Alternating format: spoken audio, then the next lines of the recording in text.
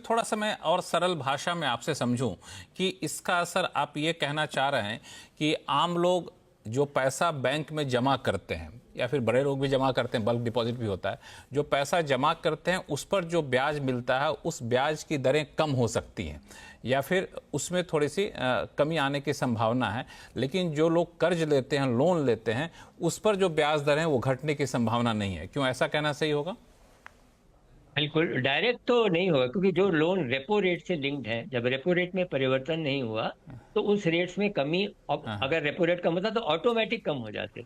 अब वो ऑटोमेटिक कम नहीं होंगे, लेकिन जहां तक वो कोई बैंक के और इंटरनल बेंचमार्क से या एक्सटर्नल बेंचमार्क ट्रेजरी रेट से लिंक्ड है या किसी और चीज से लिंक्ड है, तो वहां पर अगर कमी आएगी तो उससे वो कम हो जाएंगे। लेकिन मेजोरिटी लेन रेपो रेट से लिंक्ड है, तो उसमें कमी इमीडिएट नहीं आएगी। लेकिन ऐसा नजर आ रहा है कि जैसा कि इकोनॉमिस्ट जोशी जी बताएंगे या दूसरे बताएंगे कि फरवरी में ऐसी उम्मीद है।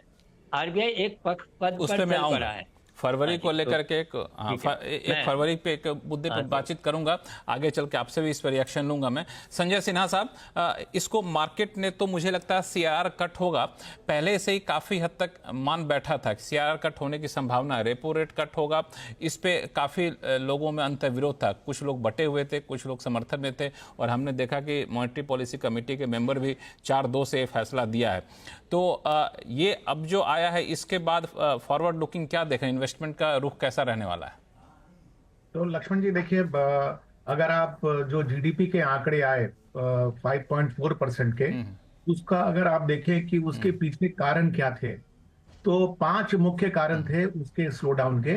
पहला था माइनिंग एंड कोरिंग में स्लो डाउन, दूसरा था मैन्युफैक्चरिंग का स्लो डाउन, तीसरा था इन्फ्लेशन का बढ़ जाना, चौथा था गवर्नमेंट की स्पेंडिंग का कम होना, और पांचवा था ग्लोबल स्पेंडिंग।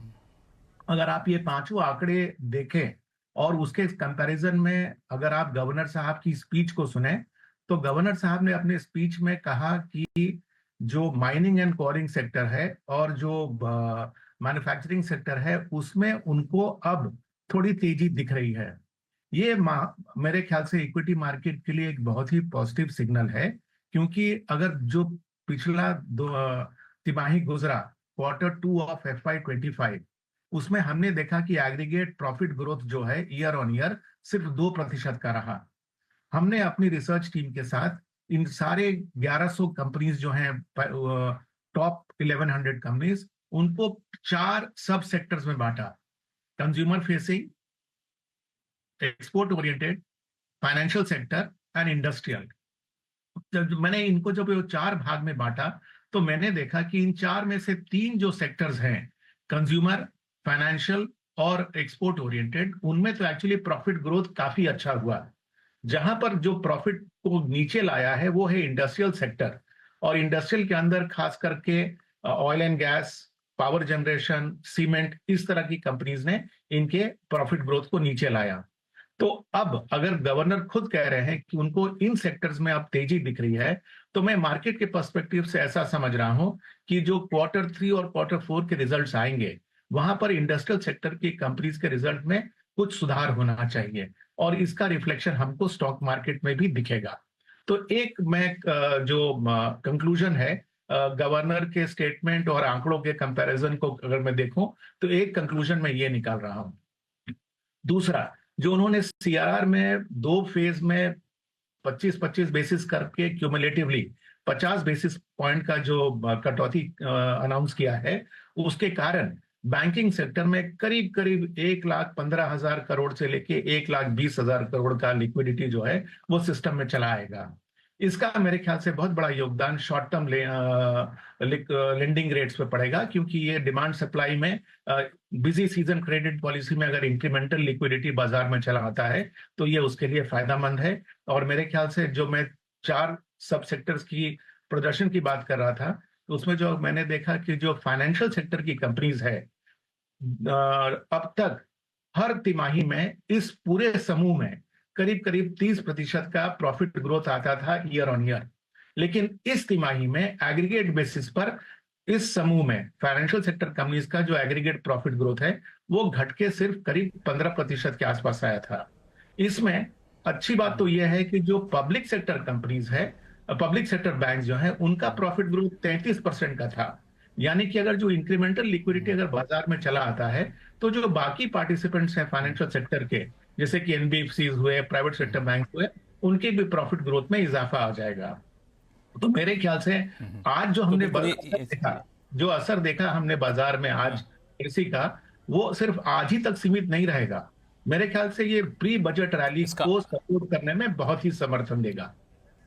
बिल्कुल, मैं उसी मुद्दे पर आ रहा था। हीरानंदानी साहब, आपके पास मैं आऊंगा, लेकिन ए.के. भट्टाचार्य साहब हमारे साथ जुड़े हुए हैं, बिजनेस स्टैंडर्ड के एडिटोरियल डायरेक्टर हैं, और ये जो एडिटोरियल लिखते हैं, मैं तो वर्षों से देखता रहा हूं कि पॉलिसी मेकर बड़े गंभीरता से देखते हैं और पढ़ते हैं, और उसका असर पड़ता है पॉलिसी पे। इसीलिए भट्टाचार्य साहब के व्यू लेना बहुत ज़रूरी है ऐसे मौके पर।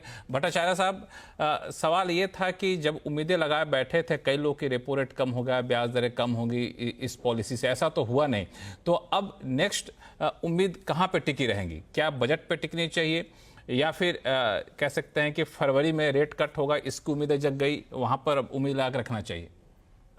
देखिए लक्ष्मण जी, ऐसा है कि इस पॉलिसी में गवर्नर साहब के पास दो चैलेंजेस थे। एक तो था कि जीडीपी नंबर का जो दूसरे क्वार्टर का जो नंबर जो था वो 5.4% वृद्धि दर आ गया, और दूसरा था कि जो कंज्यूमर प्राइस इंडेक्स जो है वो 6% के ऊपर चला गया। तो ये दोनों जो इनकी जो डेटा जो आए थे, उनको उन्होंने मॉनेटरी पॉलिसी रिव्यू में उनका दोनों का ही उन्होंने एक रेस्पॉन्स दिया है। पहली बात तो ये है कि जो रेपो रेट जो है उन्होंने घटाया नहीं, और जो लिक्विडिटी बढ़ाने का जो था वो ग्रोथ को थोड़ा आगे बढ़ाने का है। ये तो साफ क्लियर है कि जो रिजर्व बैंक ऑफ इंडिया का मानना ये है कि इन्फ्लेशन को कंट्रोल में लाना है, उसके लिए रेपो रेट को नहीं घटाएंगे हम, और ग्रोथ को थोड़ा बहुत सहारा देंगे, उसीलिए हमने सीआरआर कट इस मौके में कर दिया। आगे की बात जो आपका जो सवाल था, उस आगे की सवाल में मैं दो चीजों में आपकी दृष्टि आकर्षित करूंगा। पहली बात तो यह है कि उनका जो ग्रोथ एस्टिमेट जो है, जो साल के जो दो तिमाही जो बाकी बचे हैं, उनके आंकड़े जो अभी आने बाकी हैं, उनका एस्टिमेट यह है कि 7% का ग्रोथ होगा। अगर 7% का ग्रोथ होगा तो इंटरेस्ट रेपो रेट को घटाना कितना वांछित होगा, ये एक सवाल उठेगा। और उसी लिए मैं समझता हूं कि उनका जो मॉनेटरी पॉलिसी स्टांस है उसमें कोई परिवर्तन नहीं आया है। वो परिवर्तन न आने का मतलब यही है, वो ग्रोथ को देख रहे हैं, और उनका इस वक्त का एस्टिमेट ये है कि ग्रोथ जो अक्टूबर, दिसंबर और जनवरी, मार्च का ग्रोथ 7% होगा। तो उसमें अगर मान लीजिए ये डेटा अगर वैलिडेट होने वाले हैं, फरवरी में का जो रेट कट होना जो एकदम बहुत लोग कह रहे हैं होगा, वो शायद नहीं भी हो सकता है। इसकी एक उन्होंने मॉनेटरी पॉलिसी स्टांस को न बदलकर उन्होंने क्लियरली दिया है। और दूसरी बात जो है, भट्टाचार्य साहब, सीआरआर जो है उनके पास अभी भी और भी 2-3 ऐसे अस्त्र उनके हाथ में हैं। ओपन मार्केट ऑपरेशंस हैं, वीआरआर्स हैं, तो ये इनको भी वो इस्तेमाल जब भी मर्जी कर सकते हैं अगर लिक्विडिटी बढ़ाने की जरूरत हो। तो मैं ये नहीं समझता कि रेट कट अभी होने वाला है या फरवरी को होने वाला है, पर वो देखेंगे। उसके बाद फरवरी में बजट के आने के बाद वो अपना दूसरा कदम लेने की सोचेंगे।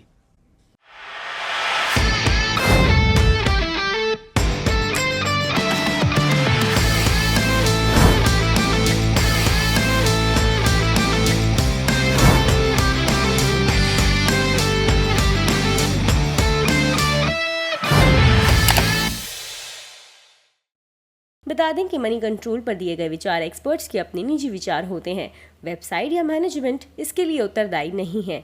यूजर्स को मनी कंट्रोल की सलाह है कि कोई भी निवेश निर्णय लेने से पहले सर्टिफाइड एक्सपर्ट की सलाह लें।